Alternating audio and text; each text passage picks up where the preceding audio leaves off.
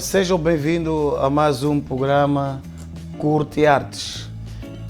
Hoje vamos ter no programa a presença do primeiro convidado que estreou a edição do programa, claro. Estamos a falar do Belarmino Lovan, que é o pesquisador sociocultural moçambicano e de naturalidades Sussundenga. Diz Sussundenga naturalidade? Não, né? Sim, Sussundenga. Ok. Sim, então, nós hoje vamos falar sobre o papel do Estado na promoção cultural. E não teríamos mais alguém melhor que o Belarmino para falarmos do assunto. Belarmino, seja bem-vindo mais uma vez ao nosso programa. Muito obrigado. Em primeiro lugar, gostaria de saudar aos estimados telespectadores, aqueles que têm acompanhado este programa. Fizemos a estreia que teve seu impacto e de lá para cá temos notado um conjunto de programas que retratam assuntos que refletem aquilo que é a realidade cultural. Hoje, uma vez mais, temos na mesa de debate um tema bastante crucial daquilo que é o objetivo do programa, que é também debater temas que vão apoiar a desenvolver o setor da cultura, não apenas do ponto de vista do desenvolvimento do artista, da carreira do artista, mas também do ponto de vista do desenvolvimento social, das políticas culturais, desenvolvimento econômico e como é que podemos, a longo prazo ou a médio prazo, transformar este setor da cultura num setor com potencialidade de contribuir para a transformação social e também para o desenvolvimento econômico do país. Então é uma vez mais uma grande honra estar aqui no programa para juntos conversarmos, juntos debatermos sobre assuntos que são importantes no setor das indústrias culturais e criativas. Muito obrigado, mesmo isso. E também não deixar de dizer que gostaríamos que no futuro este programa fizesse parte de um documento. Pois. De um documento naquilo que tem a ver com as artes e cultura no país e tentamos buscar no máximo temas que normalmente não são debatidos com frequências e também trazer aquilo que é alguma visão no negócio das artes e cultura. Belarmino Lovan, qual é o papel do Estado na promoção da cultura?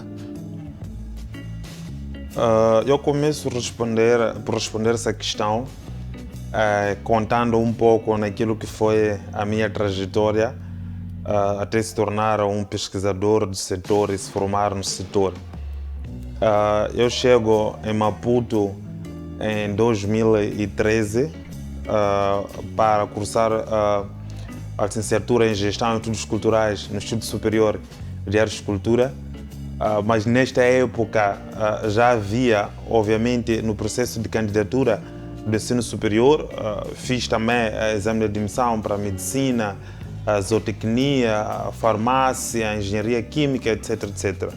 Fui aprovado em quase muitas dessas universidades. Optei em primeiro lugar pela engenharia zootécnica.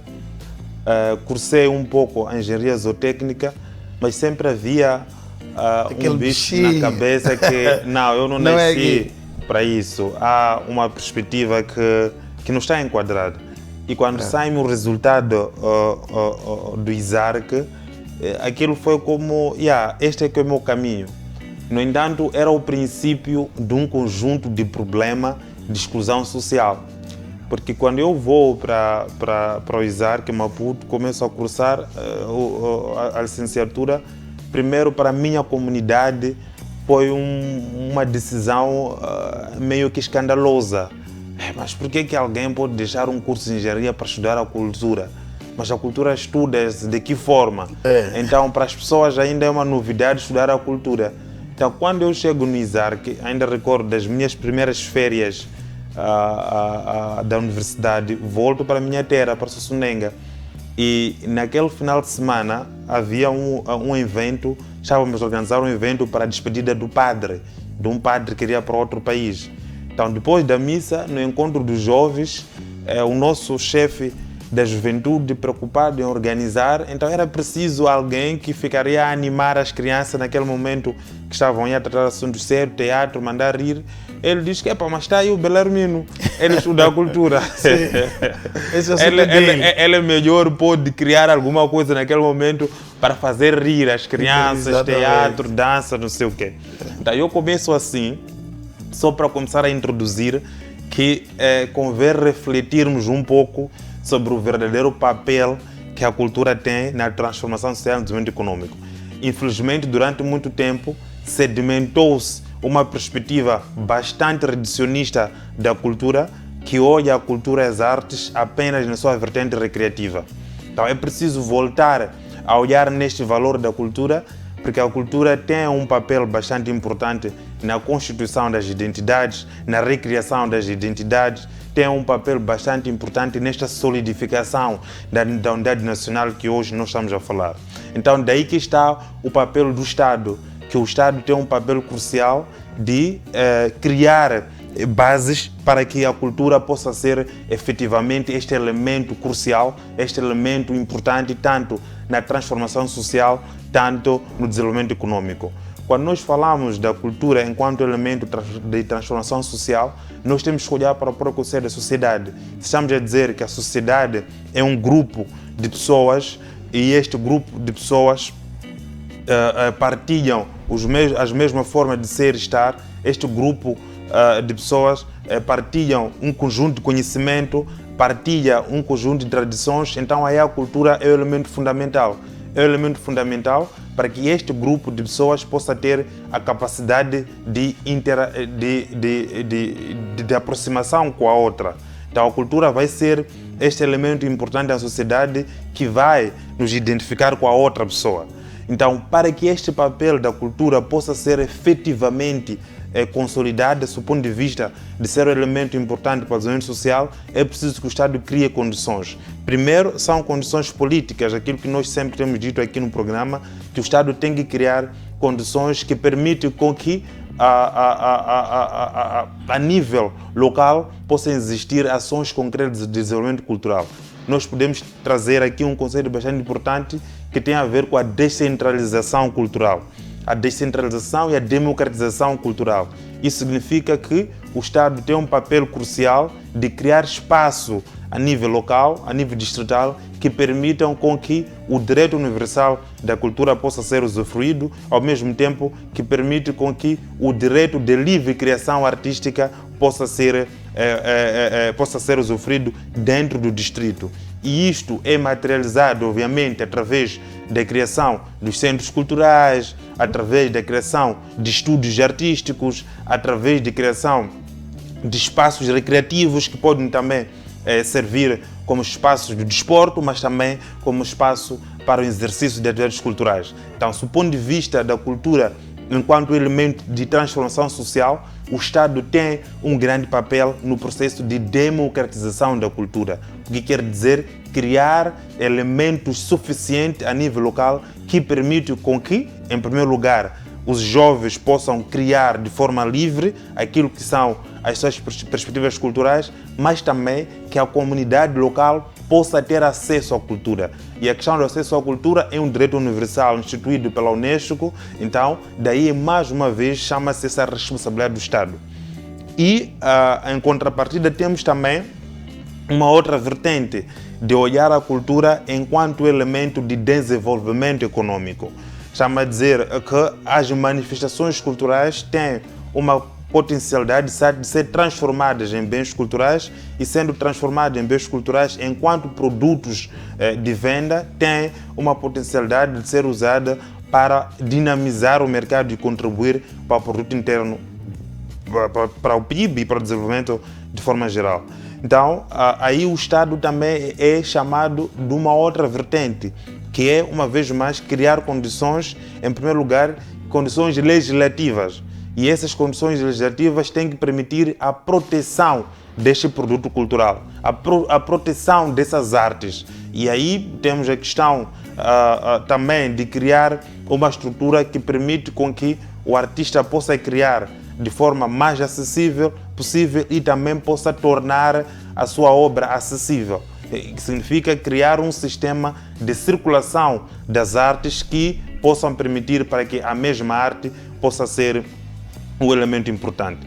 O Estado moçambicano, de forma geral, através da Constituição da República, reconhece o papel da cultura enquanto elemento fundamental no desenvolvimento socioeconômico. Então, isto é um passo bastante importante. O Estado moçambicano ratificou diversos convênios internacionais. Isto mostra que existe alguma intenção de transformarmos a cultura enquanto elemento fundamental. Só para fechar dentro desta questão, também é preciso recordar que no ano passado Moçambique foi também um dos países que ratificou a adoção de 1% do orçamento do Estado, que deverá nos próximos tempos, até 2030, passar diretamente para a cultura. Então, 1% daquilo que é o orçamento do Estado já é um passo bastante importante, bastante avançado para dinamizarmos o setor da cultura. Então, poderia dizer, como conclusão, que o Estado tem um papel fundamental na promoção cultural e este papel fundamental passa por um processo de criação de capacidade institucional, passa por um processo de criação de leis, passa por um processo também de colocar as pessoas certas no lugar certo. E como avaliar a eficiência e a eficácia deste papel? Obviamente, dentro desses elementos que eu estava aqui a fazer referência, por exemplo, se nós olharmos naquilo que é o primeiro ponto de capacidade institucional, há algumas questões que deverão ser feitas para percebermos se o Estado está efetivamente a desempenhar a sua função na promoção cultural ou não. E dentro da capacidade institucional, 2 elementos bastante fundamentais que devem ser olhados. O primeiro é o elemento relativamente aos recursos financeiros. Como é que o Estado está a dotar recursos financeiros a nível regional, a nível provincial e a nível distrital para dinamizar o setor da cultura. O outro elemento bastante importante tem a ver com as infraestruturas culturais.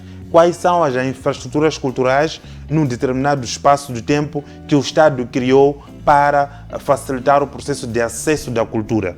O outro elemento também que é importante no processo de avaliação do primeiro ponto referente à capacidade institucional tem a ver com recursos humanos. Como é que o Estado, num processo de constante evolução do setor da cultura, está a adotar um sistema de absorção de quadros de jovens formados no setor?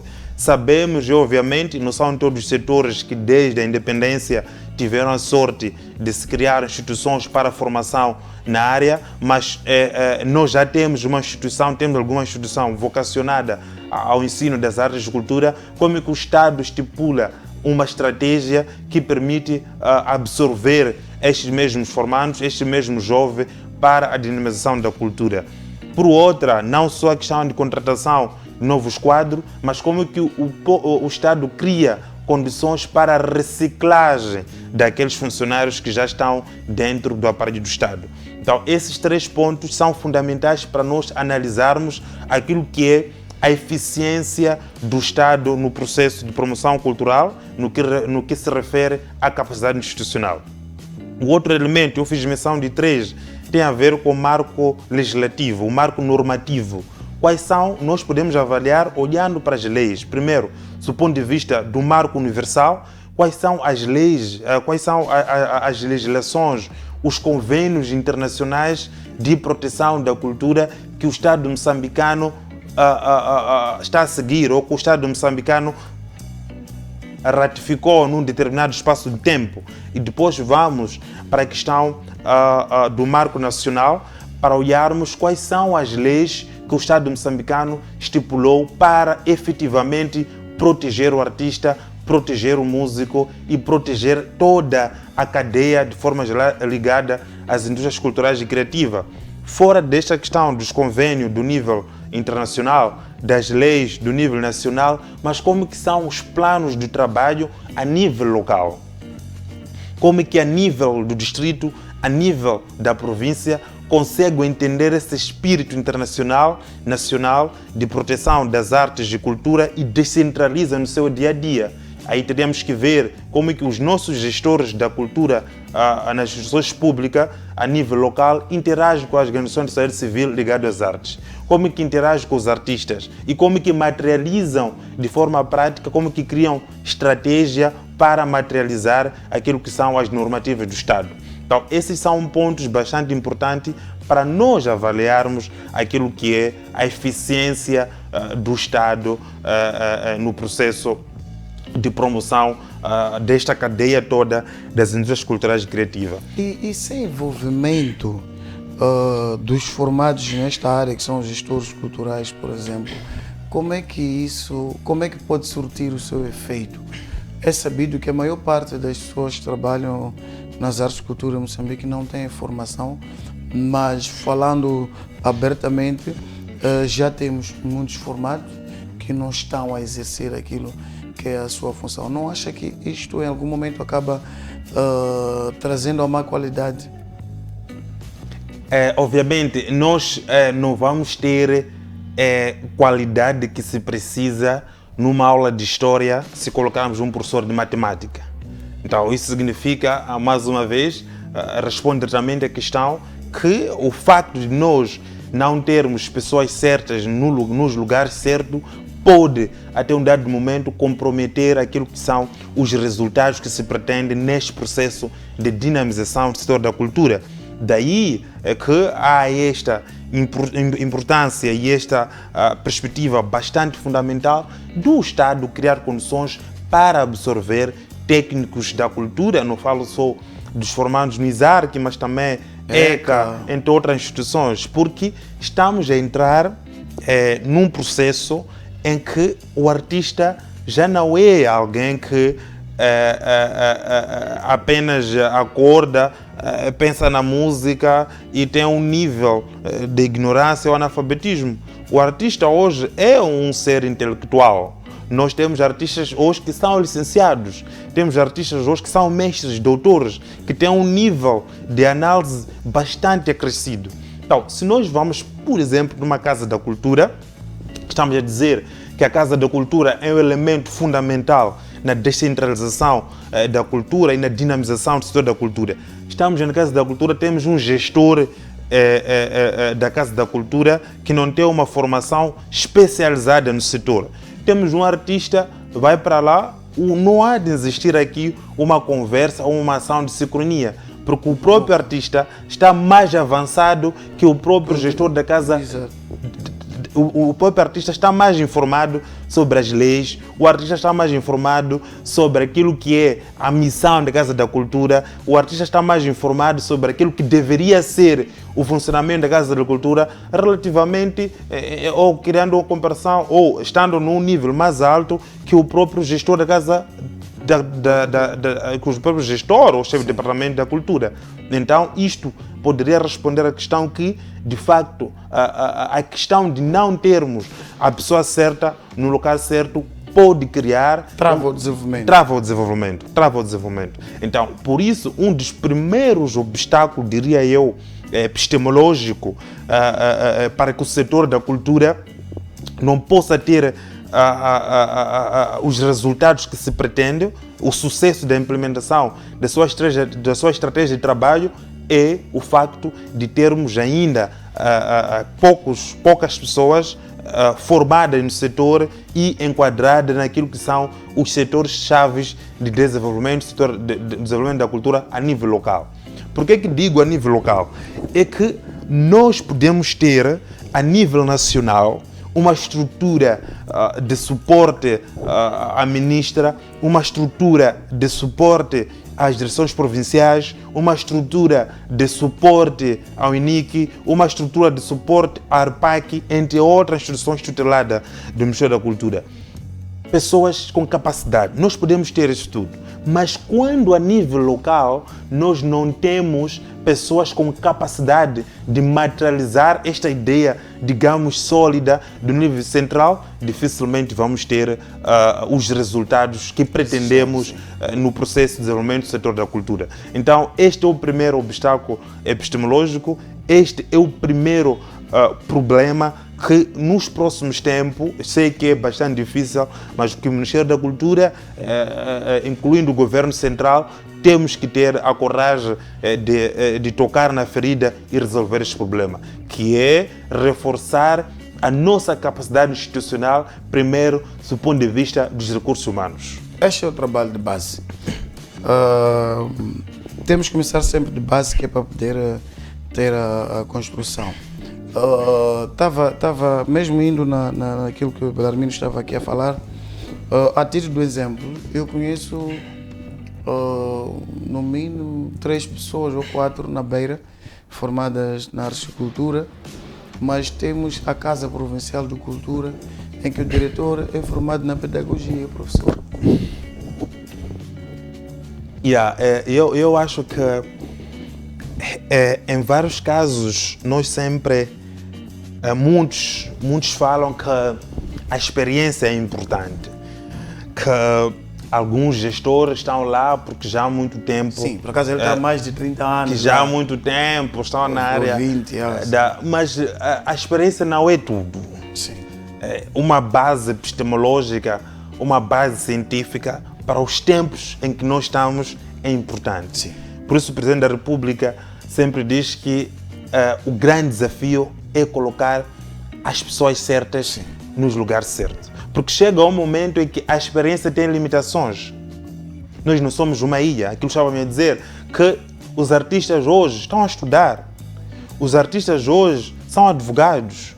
Os artistas hoje são gestores culturais também. Os artistas hoje são engenheiros. Têm um nível de formação, de capacidade humana bastante avançada. Então, como é que nós vamos colocar este mesmo artista para atuar numa casa da cultura ou para desenvolver sua atividade numa casa da cultura onde alguém é um professor de matemática e apenas tem experiência? E não tem noção do business, fazer negócio, não tem a noção com as artes. Do negócio com as artes. Sim. E não tem noção do debate atual a nível mundial e nacional sobre as artes. Nós temos falado aqui, nós falamos no programa anterior sobre a indústria cultural e criativa e dissemos que é um conceito novo em Moçambique, é uma perspectiva nova em Moçambique, porque historicamente nós, os moçambicanos, africanos de forma geral, olhamos a cultura como elemento de educação social, como elemento de transmissão simbólica de valores, de elementos,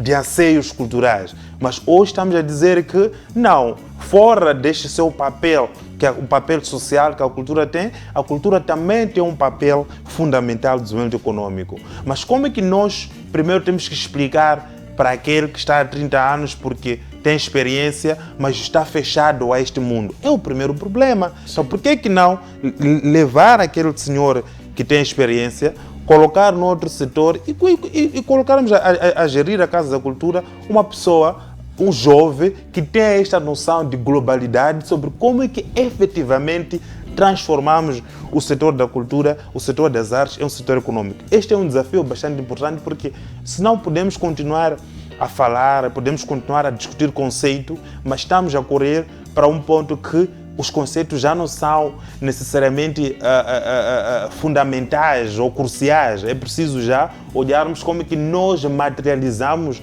esses conceitos para efetivamente transformarmos esse setor da cultura em um setor econômico. A conversa está muito boa, já nem estamos a ver o tempo a passar. Deixa-me chamar o primeiro intervalo, o primeiro e o único, e voltamos já.